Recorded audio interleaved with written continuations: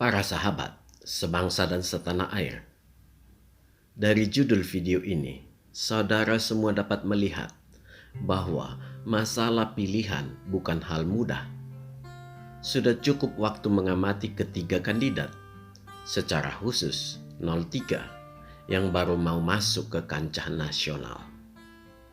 Informasi sangat banyak diperoleh melalui rekam digital masing-masing. Dari 3 kandidat yang muncul saat ini, cukup mudah menyeleksi menjadi 2 berdasarkan track record dan galang gulung masing-masing kandidat dengan tokoh-tokoh yang cenderung memiliki keinginan merusak NKRI. Di samping itu, memang salah satu calon itu bukanlah eksekutor kebijakan sebagaimana seharusnya fungsi seorang presiden. Retorika yang dilakukannya selalu muter-muter, dan bila dibuat skematik dari apa yang dikatakannya, yang terlihat hanyalah benang kusut. Para sahabat yang saya hormati, dari mulai awal, kalangan nasionalis membela Ganjar agar bisa muncul sebagai capres dari partai PDIP. Kemelut internal PDIP ini cukup alot dan Megawati membutuhkan waktu lama untuk memutuskannya. Hal yang sangat wajar, karena salah satu kandidat adalah putrinya sendiri. Sebenarnya, banyak kalangan nasionalis yang tidak berkeberatan mengenai faktor keturunan ini. Mengapa seperti itu? Indonesia membutuhkan anak-anak muda yang harus memegang kendali setelah masa orang tua sekarang.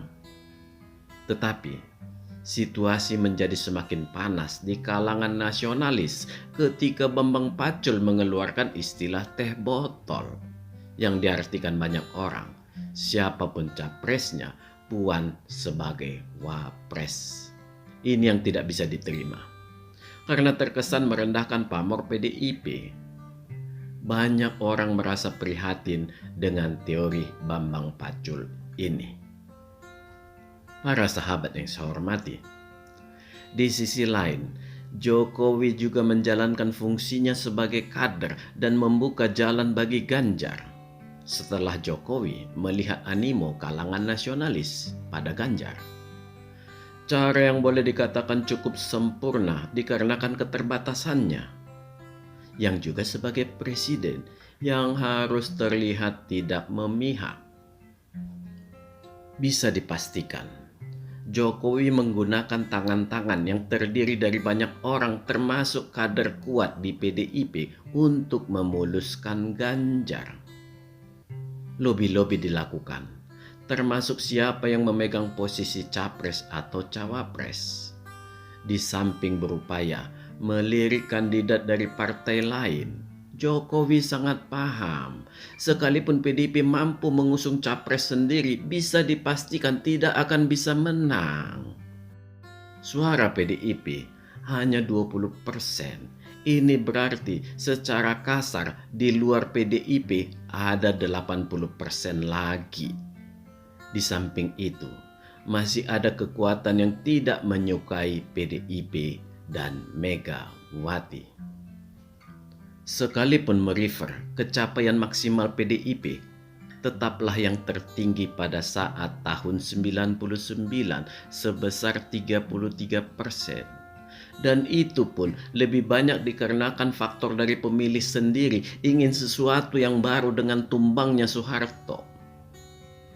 Matematika sederhana ini sangat disadari Jokowi. Tetapi melihat ending keadaan terakhir, banyak yang meragukan PDIP mau menggunakan penalaran Jokowi ini. Karena yang muncul dari PDIP hanyalah sikap mengagulkan diri sendiri.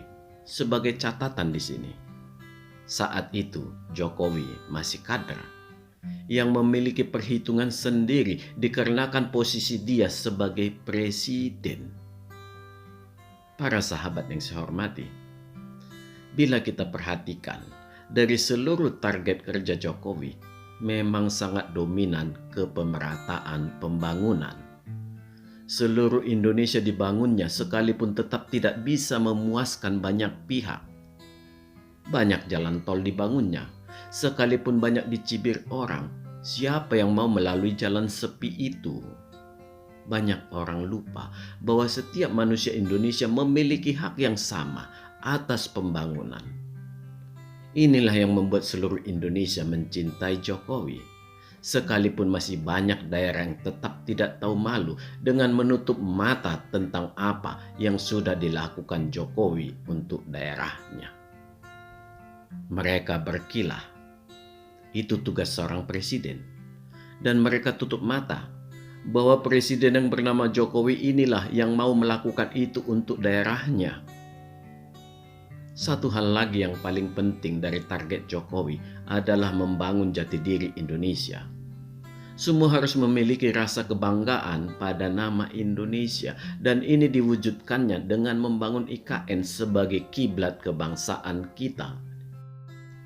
Iya, rasa kebangsaan kita terasa semakin menguat akhir-akhir ini. Dan ini merupakan manifestasi rekonsiliasi pengaruh Pilgub DKI dan 2 kali Pilpres. Seluruh anak bangsa mulai membaur kembali dan mencoba melupakan masa kelam itu. Inilah yang saya lihat dari Jokowi. Dia bukan hanya sebagai juru damai tingkat dunia, tetapi yang lebih mendasar, dia tetap tidak lupa mendamaikan sesama anak bangsa. Para sahabat yang saya hormati, Jokowi sudah memerankan fungsinya sebagai kader PDIP. Ditambah kelebihan dia dalam hal informasi, jadi tidak mengandalkan fasilitas semata. Sehingga tidak perlu mengajari seorang Jokowi tentang penggunaan fasilitas negara. Berdasarkan informasi yang dimilikinya sebagai seorang presiden, dia mengimplementasikannya dalam bentuk lobby sebagai kader partai.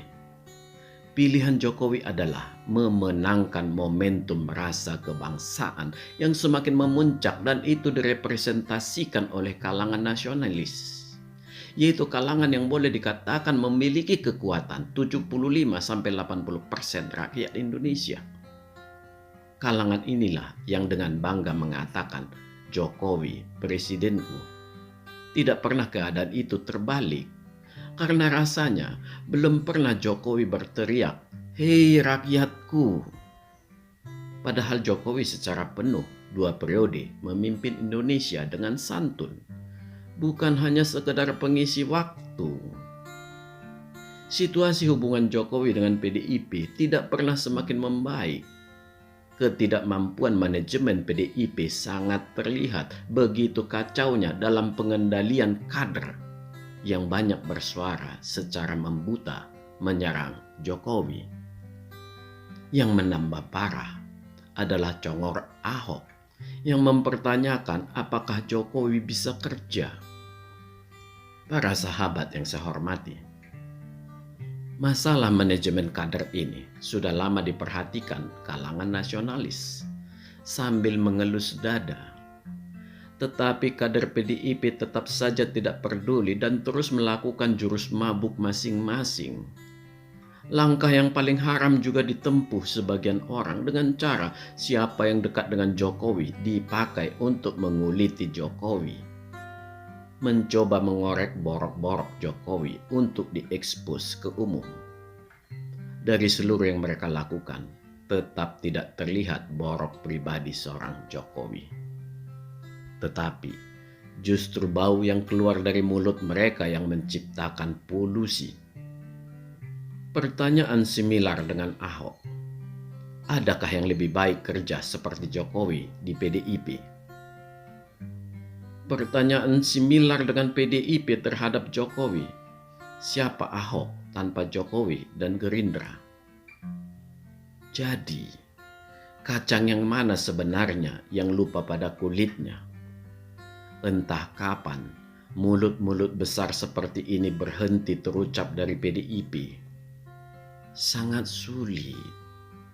Jadi, tidak mengherankan semakin banyak kalangan nasionalis yang berhenti dari PDIP.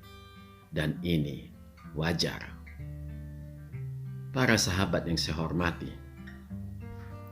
lobi-lobi Jokowi untuk memunculkan pengganti dirinya melalui proses yang rumit dengan prioritas rasa kebangsaan, kontinuitas pembangunan, dan bermuara pada ciri capres dan cawapres gabungan partai atau hasil koalisi. Semua ini sebenarnya tidak perlu dilakukannya, terlebih bila mengacu pada akhir masa jabatan presiden-presiden sebelumnya yang berlalu begitu saja dan tidak peduli pada akhir karyanya mau diteruskan atau tidak. Uniknya, Jokowi tidak seperti itu. Dari apa yang dilakukannya sangat terlihat adanya sikap sense of belongingnya, rasa memilikinya, di mana dia merasa dia adalah bagian dari rakyat, bukan kalangan elit yang berada di atas rakyat.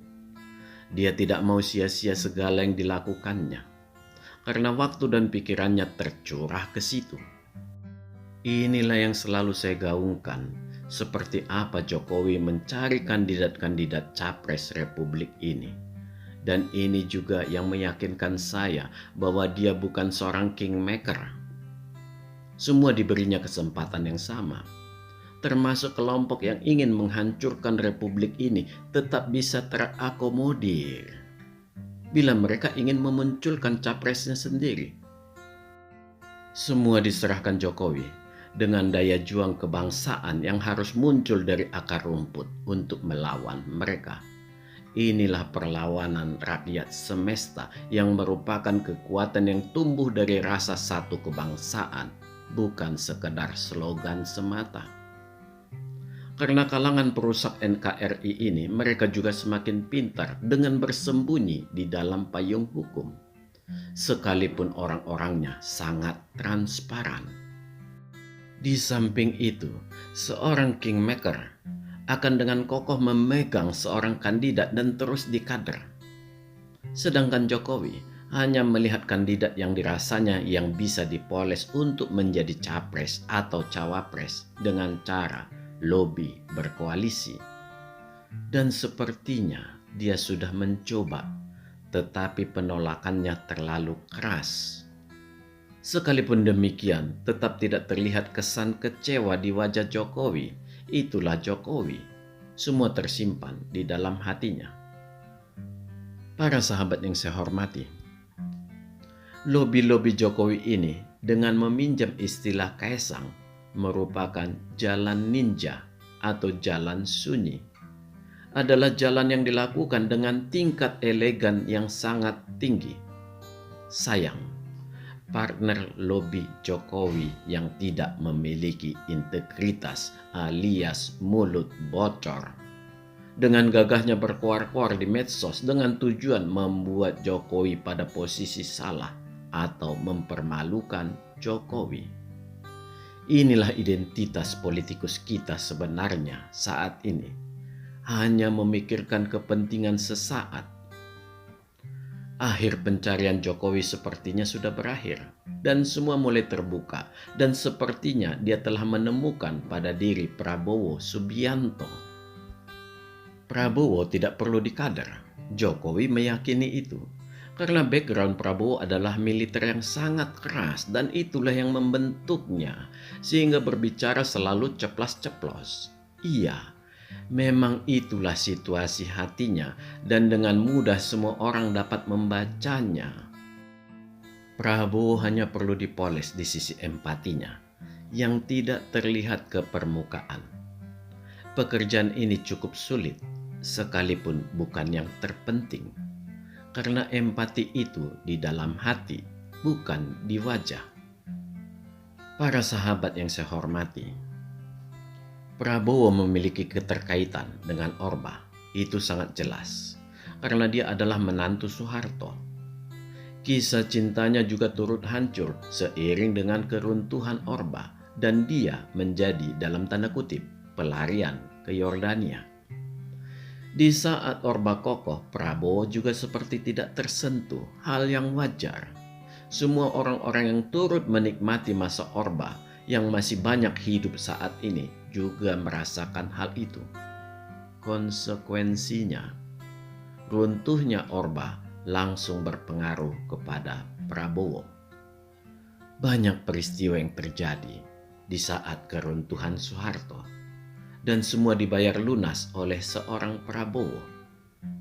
Seluruh tudingan diarahkan ke dirinya, termasuk kasus pembunuhan dan penculikan yang sepertinya terbagi dalam 2 kasus. Yang bisa dijawabnya. Yang tidak melibatkan dirinya, dia merasa tidak kompeten untuk mengungkap. Itulah Prabowo. Dan semuanya, sekali lagi kita katakan, semuanya dibayarnya dengan kehancuran karir dan kehancuran rumah tangganya.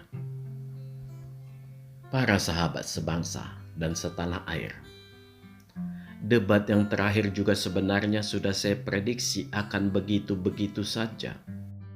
Prabowo memposisikan dirinya dengan jelas, meneruskan pekerjaan Jokowi yang memang di luar nalar kebanyakan orang Indonesia. Iya, mata kita semua terperangah betapa besar sebenarnya yang dilakukan Jokowi, dan kita juga sadar betapa kita selama ini begitu bodoh, mau saja dibodohi bangsa lain. 2 kandidat lain sebenarnya bisa kita katakan tidak memiliki visi dan misi yang baru dan orisinil. Yang dibahas dari seluruh debat tidak jauh dari copy-paste dari dokumen-dokumen dengan kemasan baru. Tidak ada yang layak dipakai sebagai visi misi seorang presiden. Apalagi mencoba selalu memposisikan diri merasa mampu sebagai kompetitor Jokowi. Disinilah gilanya. Yang bertarung adalah Prabowo, tetapi yang disasar tetap Jokowi. Debat-debat yang sangat aneh sebenarnya. Closing statement, debat terakhir, membuat orang terperangah. Disinilah sisi seorang Prabowo yang dicari. Sangat sederhana, sebuah permohonan maaf. Sebuah kata yang sulit muncul dari mulut kita sebagai masyarakat sipil. Sikap tulus ini sangat memukau ruang debat dan semua orang terkesima. Inilah titik persimpangan kalangan nasionalis. Tetap sebagai bangsa pendendam atau meneguhkan diri mengikuti jalan ninja Jokowi untuk memilih Prabowo Gibran. Dan semoga Tuhan bisa mengabulkan doa banyak orang sekaligus memberi kesempatan bagi Prabowo merajut tali kasih keluarga mereka kembali. Salam, majulah Indonesia.